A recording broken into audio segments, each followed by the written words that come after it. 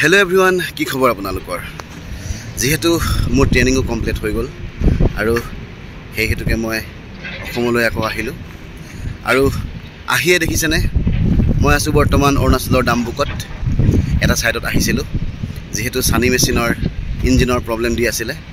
আৰু এতিয়া দুখন সানি মেচিনৰ ইন্টাৰচেঞ্জ কৰিব লাগিব ইঞ্জিন প্ৰথমতে মই দেখাব বিচাৰিছো যে অৰুণাচল ডাম্বুকত আছো যেহেতু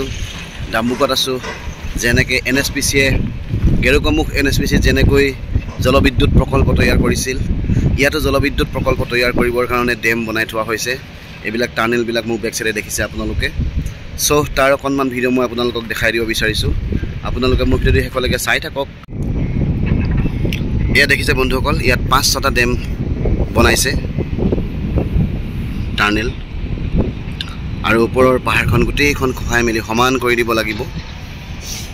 আৰু হৌ দূৰণিত দেখিছে এটা টানেল সব বন্ধুসকল আৰু কেইটামান বছৰৰ পাছত ইয়াতো জলবিদ্যুৎ প্ৰকল্প তৈয়াৰ হ'ব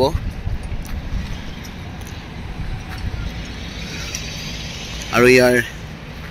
পাহাৰবিলাক চাওক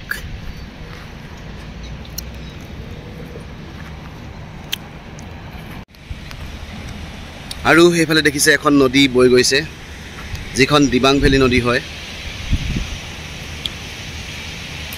আপোনালোকে হয়তো বহুতে জানে যে অৰুণাচল প্ৰদেশত সবতকৈ দীঘল দলংখন হৈছে দিবাং ভেলী নদীৰ ওপৰত আছে যিখন দলং ৰয়িঙৰ পৰা ডাম্বুকলৈ অহা ৰাস্তাত পায় যেহেতু মই ইয়ালৈ কালি আহিলো আৰু দিবাং ভেলী দলংখনৰ ওপৰেদি আহিলো আহোতে যথেষ্ট গধূলি হৈ গ'ল সেই হেতুকে মই দেখাব নোৱাৰিলো আৰু উভতি যাওঁতে মই দেখাবলৈ যিমান পাৰো চেষ্টা কৰিম আপোনালোকে মোক ভিডিওটো হেকলৈকে চাই থাকিব আৰু ইয়াত কেইবাটাও কোম্পানী লগ লাগি আছে LNT TTC ইনফ্ৰা ঠিক তেনে ধৰণে কেইবাটাও কোম্পানীয়ে লগ হৈ এই টানেল বনোৱা কামবিলাক কৰি আছে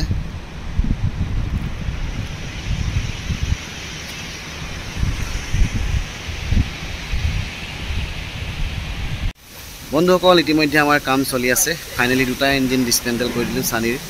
আৰু এতিয়া এটা ইঞ্জিন যেহেতু বহুত বেয়া হৈ আছে সেই হেতুকে ভাল মেচিনৰ ইঞ্জিনটো এখন এক্সকেভেটৰ লগাই দিম সো আপোনালোকে ভিডিওটো হেকলৈকে চাই থাকক এইটো ইঞ্জিন এখন এক্সিডেন্ট হোৱা এক্সকেভেটৰ লাগি আছিল আৰু এই ইঞ্জিনটো টোটালি ভাল হৈ আছে আৰু এই ইঞ্জিনটো দেখিছে একেবাৰে অৱস্থা নাইকা হৈ আছে এই ইঞ্জিনটোৰ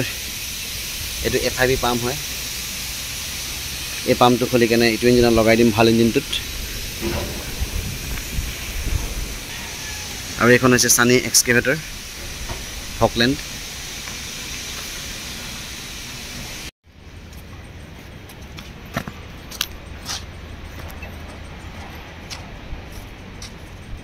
वाली साइड है मजा आता है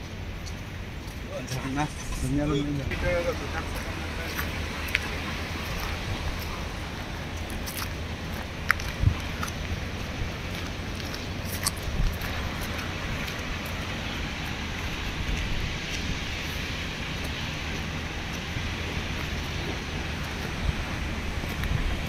বন্ধুসকল ফাইনালি ইঞ্জিনৰ কাম শেষ হৈ গ'ল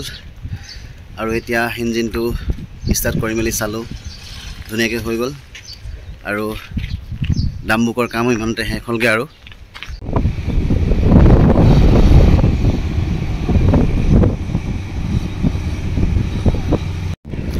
বন্ধুসকল এটা মেচিন চাবলৈ বুলি আহিলো আৰু এতিয়া একেবাৰে টানেলৰ ওচৰ পালোহি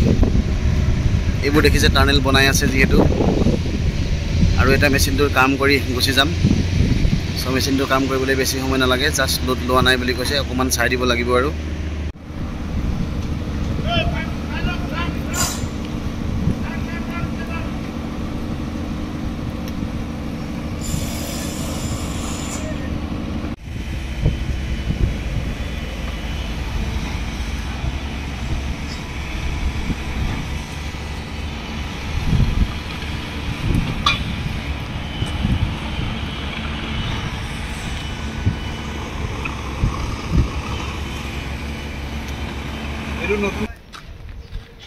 দেখিছে বন্ধুসকল অৰুণাচলৰ বতৰ বহুত ডাৱৰীয়া তো সেইটো কাৰণে মই সোনকালে ইয়াৰ পৰা ওলাই যাব লাগিব মেঘেও গৰজি আছে বন্ধুসকল যিহেতু ৰিটাৰ্ণ হৈ আছোঁ আৰু এতিয়া মাজতে পাইছোঁ ইয়াৰ পাহাৰৰ পৰা নামি আছোঁ আৰু অকণমান পাহাৰৰ সৌন্দৰ্যটো আপোনালোকক দেখাই দিব চেষ্টা কৰিছোঁ আপোনালোকে মোৰ ভিডিঅ' শেষলৈকে চাই থাকক এয়া চাওক বন্ধুসকল ৰাস্তা বনোৱাৰ কাম চলি আছে আৰু কিনাৰতে এখন নদী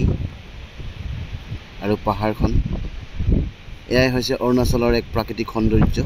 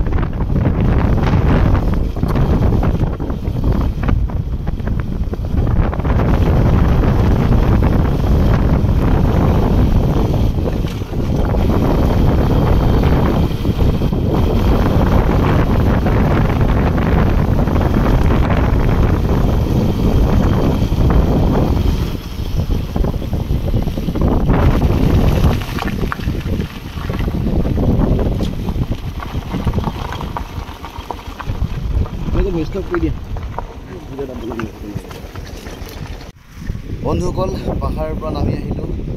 আৰু আহি একেবাৰে দিবাং নদীৰ কিনাৰ পালোহি চ' মই দিবাং নদীখন অকণমান দেখাই দিব চেষ্টা কৰিছোঁ এয়া দেখিছে দিবাং নদী দিবাং ভেলী নদী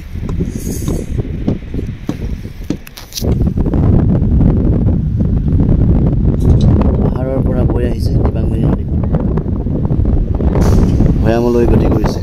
ব্ৰহ্মপুত্ৰ নদীত লগ খাইছেগৈ চ' বন্ধুসকল এতিয়া যিহেতু ঘৰলৈ যাম চ' আপোনালোকে মোৰ ভিডিঅ' শেষলৈকে চাব বুলি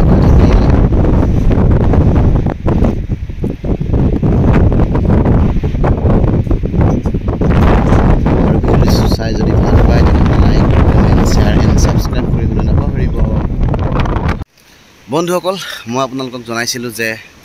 অৰুণাচল প্ৰদেশৰ আটাইতকৈ দীঘল দলংখনেই হৈছে দিবাং ভেলী নদীখনৰ ওপৰত থকা যিখন দলং তো প্ৰায় 4.6 কিলোমিটাৰ দৈৰ্ঘ্যৰ হয় আৰু মই আছোঁ বৰ্তমান সেই দলংখনৰ ওপৰতেই যেহেতু ৰিটাৰ্ণ হৈ আছোঁ সেই হেতুকে মই অকণমান এয়া আপোনালোকক দেখাব বিচাৰিছোঁ আপোনালোকে ভিডিঅ'টো শেষলৈকে চাই থাকিব সব বন্ধুসকল দেখিছে এয়াই হৈছে দিবাং ভেলী নদীৰ ওপৰত থকা দলং দিবাং ভেলী ব্ৰিজ, যিখন দলং হৈছে প্ৰায় 4 কিলোমিটাৰ 4.6 কিলোমিটাৰ সামথিং হয় আৰু একেবাৰে পাহাৰৰ পৰা নদীৰ পানী বৈ আহিছে আৰু গতি কৰিছে ভয়ামৰ ব্ৰহ্মপুত্ৰ নদীলৈ। সব বন্ধুসকল এয়াই হৈছে দিবাং ভেলী ব্ৰিজ, যিখন দলঙৰ দৈৰ্ঘ্য প্ৰায় 4.6 কিলোমিটাৰ।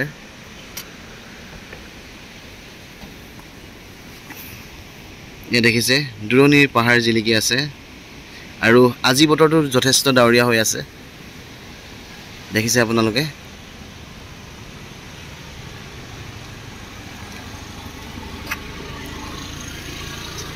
সব বন্ধুসকল এয়াই আছিল দিবাং ভেলী ব্ৰিজৰ ওপৰত